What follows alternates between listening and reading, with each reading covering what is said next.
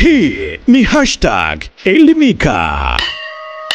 Hashtag Elimika.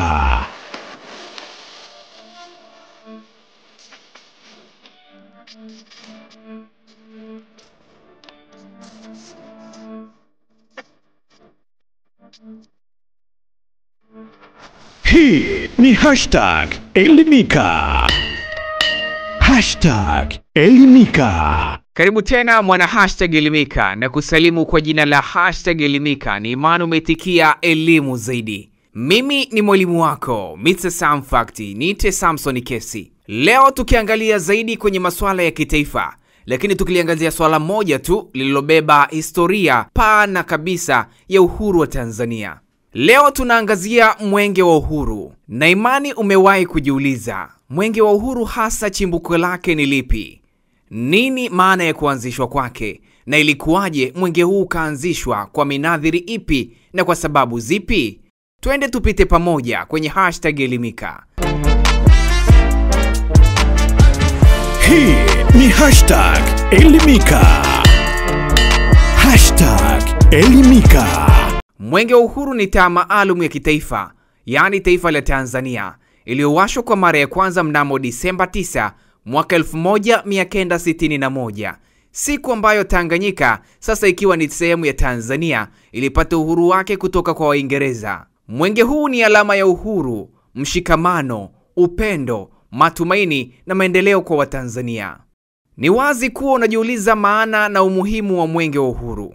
Alama ya mwenge wa uhuru unakumbusha Watanzania kuhusu kupatikana uhuru wa nchi. Lakini pia mwenge wa uhuru unatumika kama alama ya kukuza umoja wa kitaifa, kwani mbio za mwenge huzunguka maeneo yote ya nchi kila mwaka, zikiunganisha watu kutoka makabila, dini na maeneo mbalimbali. Lakini pia huhamasisha maendeleo. Mbio hizo kwani hufanikisha uzinduzi wa miradi ya kijamii kama shule, zahanati, barabara na miradi ya maji. Lakini pia mwenge huu huwa unahamasisha amani na mapambano dhidi ya maovu, kwani hutumiwa kuelimisha jamii kuhusu masuala ya ukimwi, rushwa na ulinzi wa mazingira. Kauli mbiu maarufu ya mwenge iliyowahi kutumika kwa miaka ya nyuma na hadi sasa ikinasibishwa na kauli mbalimbali zinazotoka katika maadhimisho ya mbio za mwenge ni kauli hii: mwenge wa uhuru utaangaza hadi mwisho wa dunia.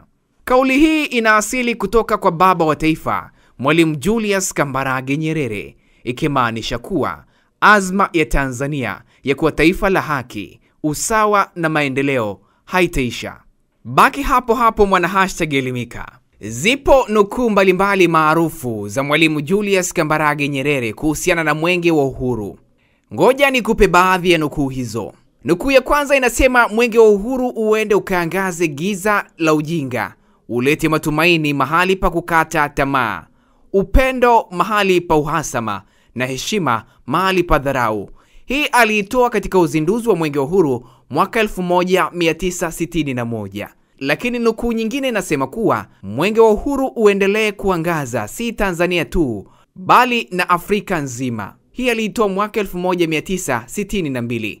Lakini nukuu nyingine inasema, uhuru hauna maana kama watu wetu bado wana njaa, bado hawana shule, bado hawapati tiba. Mwenge huu uwe chombo cha maendeleo, si mapambo tu. Hii alitoa enzi ya Azimio la Arusha mwaka 1967. Lakini nukuu ya mwisho katika chache nilizokuandalia ni hii hapa: kama tunaamini katika uhuru na ujamaa, basi mwenge huu si wa kusherehekea, ni wa kutufanya tufanye kazi kwa bidii. Hii aliitoa mwaka 1970. Zipo nyingi sana. Kwa uchache mwana hashtag Elimika nimeona nikupe hizo ili uweze kujua mchango wa Mwalimu Julius Kambarage Nyerere kuhusiana na mwenge wa uhuru na namna alivyotumia kuhamasisha maendeleo ndani ya taifa la Tanzania. Tunaendelea, bado tuna elimu ya kutosha ndani ya hashtag Elimika. Hii ni hashtag Elimika. Hashtag Elimika.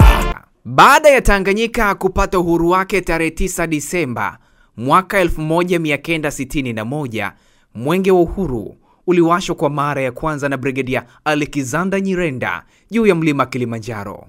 Hii ilikuwa ishara ya kuangaza matumaini, upendo na uhuru wa Watanzania wote na hata nje ya mipaka ya nchi.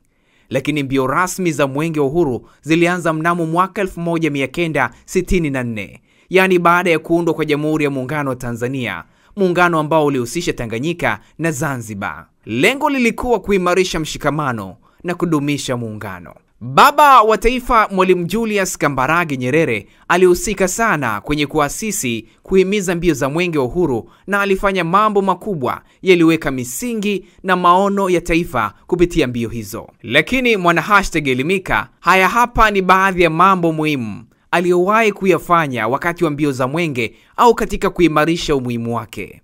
Mojawapo wa ishara kubwa kabisa ya kihistoria ni pale Mwalimu Nyerere alipotoa maelekezo kuwa Mwenge wa Uhuru wa kwanza uwashwe juu ya mlima Kilimanjaro, mlima mrefu zaidi barani Afrika. Hili lililenga kutoa ujumbe wa kuwa Tanzania ina azma ya kuangaza matumaini na uhuru kwa Afrika nzima, si Tanzania pekee. Huu ulikuwa uzinduzi wa kihistoria wa Mwenge wa Uhuru mnamo Disemba 9 mwaka 1961.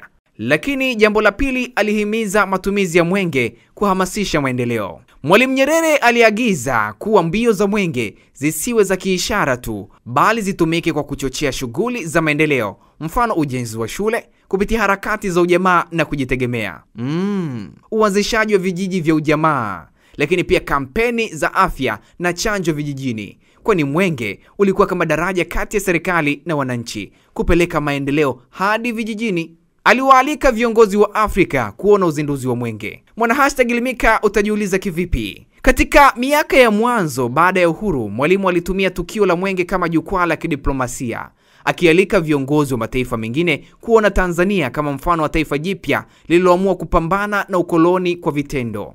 Lakini Mwalimu Nyerere hakuishia kuwa muasisi wa mwenge tu wa uhuru, bali aliufanya kuwa chombo halisi cha mapinduzi ya kijamii, yani kwa maendeleo, uzalendo na mshikamano wa kitaifa. Utakuwa ni shahidi kwamba kila mwaka mwenge huwashwa rasmi na kuanza safari yake katika mikoa yote ya Tanzania. Kwenye kila kituo, miradi ya maendeleo huzinduliwa na kukaguliwa, ikiwa ni pamoja na shule, barabara, hospitali, miradi ya maji na kadhalika. Lakini pia wanaokimbiza mwenge huu ni kina nani? Mwana #Elimika, hili ninakujibu hapa. Kuna wakimbiza mwenge maalum ambao huwa wanateuliwa kila mwaka. Kawaida huwa ni vijana waliobeba na waliobobea kwenye uzalendo wa taifa lao. Mbio hizi hufika kilele chake kitaifa, ambapo mwenge huzimwa kwenye sherehe kubwa mara nyingi ifikapo Oktoba. Na mara nyingi tumeshuhudia mwenge ukifika kilele au tamati yake kwa mwaka husika inapofika Oktoba 14, ambalo taifa zima la Tanzania huadhimisha kifo cha muasisi wa taifa hili, Mwalimu Julius Kambarage Nyerere. Bado tuna mengi hapa ndani ya #Elimika, lakini dhima kubwa pia zimo ndani ya Mwenge wa Uhuru, kwani huwa na dhima ya kuendeleza ndoto ya uhuru wa kweli, kukuza umoja wa kitaifa, kuhamasisha mapambano dhidi ya rushwa, ujinga,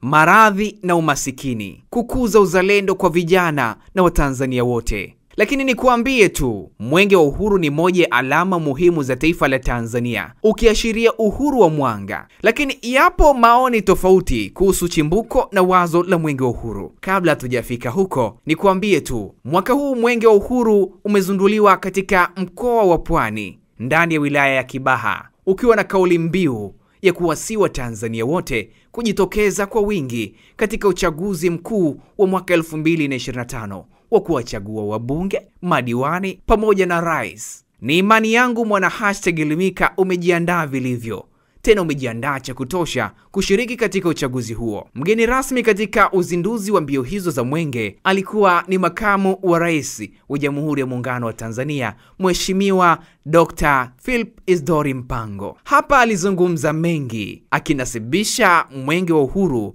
unavyoweza kuwa chachu ya kuhamasisha jamii kujihusisha au kushiriki kwenye mambo mbalimbali, na mahususi ya mwenge huu wa uhuru kwa mwaka 2025 unahusika zaidi kwenye masuala ya uchaguzi mkuu. Wazo la kukimbiza Mwenge wa Uhuru nchi nzima na kila mwaka lilitolewa na vijana watano katika kikao chao kilichofanyika tarehe 26 Juni mwaka 1964, na lengo kuu likiwa ni kutekeleza kwa vitendo azma ya baba wa taifa ya kuhamasisha umoja, upendo, amani na ujenzi wa taifa kwa kuhamasisha maendeleo. Kauli mbiu ya mbio za Mwenge wa Uhuru mwaka huu inasema jitokeze kushiriki uchaguzi mkuu wa mwaka 2025 kwa amani na utulivu. Na kauli mbiu hii inalenga kuwakumbusha na kutusisitiza Watanzania wote kutumia kikamilifu haki yetu ya kikatiba ya kushiriki uchaguzi mkuu kwa amani na utulivu. Napenda kuhakikishia kuwa katika uchaguzi wa mwaka huu 2025, serikali ya Jamhuri ya Muungano wa Tanzania na serikali ya Mapinduzi ya Zanzibar itaendelea kusimamia kwa dhati na kwa haki misingi ya demokrasia na kuhakikisha kuwa wananchi wanatumia haki yao ya kikatiba ya kushiriki uchaguzi kwa uhuru, kwa wagombea nafasi mbalimbali za uongozi na kuchagua viongozi wenye sifa wanaowataka. Ili uchaguzi mkuu uweze kufanyika kwa ufanisi, amani na utulivu, ninapenda kutumia jukwaa hili kusisitiza mambo muhimu yafuatayo ili yazingatiwe. Kwanza, kila Mtanzania mwenye sifa za kushiriki uchaguzi ahakikishe anaandikishwa kwenye daftari la kudumu la wapiga kura kwa mujibu wa sheria na maelekezo ya Tume Huru ya Taifa ya Uchaguzi. Pili, wapiga kura wanahimizwa washiriki katika kampeni za uchaguzi ili kusikiliza wagombea wa nafasi mbalimbali wakinadi sera zao na za vyama vyao. Na hii ni muhimu ili kuwawezesha kufanya uamuzi wa uhakika juu ya kiongozi anayefaa kuchaguliwa. Aidha, katika kipindi hicho ni muhimu kuhakikisha hali ya usalama, utulivu na amani unadumishwa. Tunawaasa wananchi wote na hususan vijana wawe waangalifu na watu wasioitakia mema nchi yetu kwa kuepuka kutumwa vibaya kufanya vitendo vya uvunjifu wa amani. Utulivu na amani tulio nayo ni tunu na hatuna budi kuilinda kwa nguvu zote kwa maslahi ya taifa letu. Na nne, wadau wote wa uchaguzi na hususan vyama vya siasa tunawahimiza na kuwakumbusha kuwa wana wajibu mkubwa wa kuhakikisha kuwa uchaguzi unafanyika katika hali ya amani na utulivu kwa kuendesha kampeni zenye staha na kuzingatia sheria na miongozo mbalimbali ya uchaguzi. Ikumbukwe uchaguzi mkuu unafanyika kwa kuzingatia Katiba ya Jamhuri ya Muungano wa Tanzania ya mwaka 1977, ibara ya 42, ibara ndogo ya pili na ibara ya 65. Lakini pia sheria ya uchaguzi namba 1 ya mwaka 2024, Katiba ya Zanzibar ya mwaka 1984 pamoja na sheria ya uchaguzi ya Zanzibar namba 4 ya mwaka 2018. Baada ya kumsikiliza makamu wa rais, turudi kwenye baadhi ya vyanzo. #Elimika, vipo vyanzo vinataja kuwa Bwana Forojo Ganze kama mtu aliyetoa wazo la Mwenge wa Uhuru. Alitoa wazo hili baada ya kushiriki katika matambiko ya jadi huko Bagamoyo kwa lengo la kuhakikisha uongozi thabiti wa Mwalimu Julius Kambarage Nyerere. Hata hivyo, taarifa hizi hazijathibitishwa rasmi na zinatokana na simulizi za mdomo. Kwa hivyo, ingawa Brigedia Alexander Nyirenda anajulikana rasmi kwa kuwasha Mwenge wa Uhuru kwa mara ya kwanza, kuna simulizi zinazoashiria kuwa wazo la mwenge lilitokana na ushauri wa wazee wa jadi kama Forojo Ganze. #Elimika, naamini na wewe umewahi kupata fununu mbalimbali kutoka sehemu na vyanzo mbalimbali. Hivyo ni vyanzo tu vinavyoongelea chimbuko la mbio za mwenge na chimbuko la Mwenge wa Uhuru. Mbio za Mwenge wa Uhuru zilianza rasmi tarehe 26 Juni mwaka 1964, miezi miwili baada ya muungano wa Tanganyika na Zanzibar uliozaa Jamhuri ya Muungano wa Tanzania. Tuachane na simulizi hizo za kusadikika za mdomo kuhusiana na masuala mazima ya matambiko juu ya Mwenge wa Uhuru. Tunachojua kwamba mbio za Mwenge wa Uhuru zilianza rasmi tarehe 26 Juni mwaka 1964, miezi miwili baada ya muungano wa Tanganyika na Zanzibar uliozaa Jamhuri ya Muungano wa Tanzania. Tangu wakati huo, Mwenge wa Uhuru umekuwa chombo muhimu katika kuimarisha uhuru wa taifa, umoja wa kitaifa, kudumisha amani, kulinda muungano na kuhamasisha maendeleo ndani na nje ya Tanzania. Mimi mpaka hapo sina la ziada kwenye #Elimika. Ni imani yangu umepata mwanga na elimu zaidi juu ya Mwenge wa Uhuru. Naamini unakumbuka nyimbo mbalimbali zinazohamasisha juu ya Mwenge wa Uhuru. Nitakuwekea chache ambazo zitakukumbusha enzi labda ulikuwa katika miaka ya nyuma, lakini fauka na hayo, historia zipo nyingi na tutazidi kuzileta ndani ya #Elimika.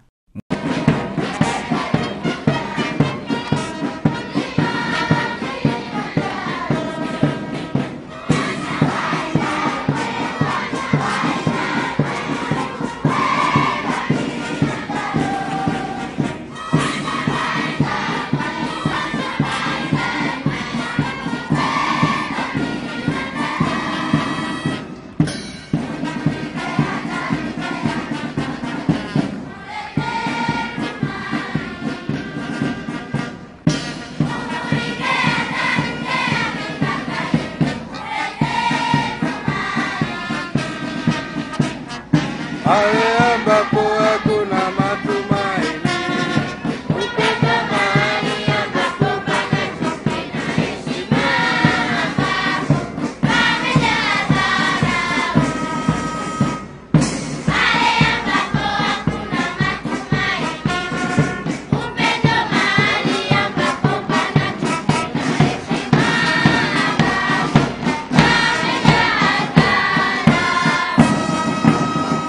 Mwana #Elimika, mpaka hapo umepata elimu na ufahamu zaidi juu ya Mwenge wa Uhuru. Kikubwa tu mwaka huu ni kuhamasisha masuala mazima ya uchaguzi. Jitokeze, jiandikishe, gombea nafasi mbalimbali ndani ya uchaguzi mkuu wa mwaka 2025. Hii ndio #Elimika, sehemu pekee unayopata elimu zaidi. Mpaka wakati mwingine, kumbuka #Elimika inakujia kila siku ya Alhamis, muda na wakati kama huu. Ulikuwa nami Samson Kesi, kipenda unaweza kuniita Mr. Samfact. Hii ni #Elimika ndani ya Rise and Shine TV. Hii ni #Elimika. #Elimika.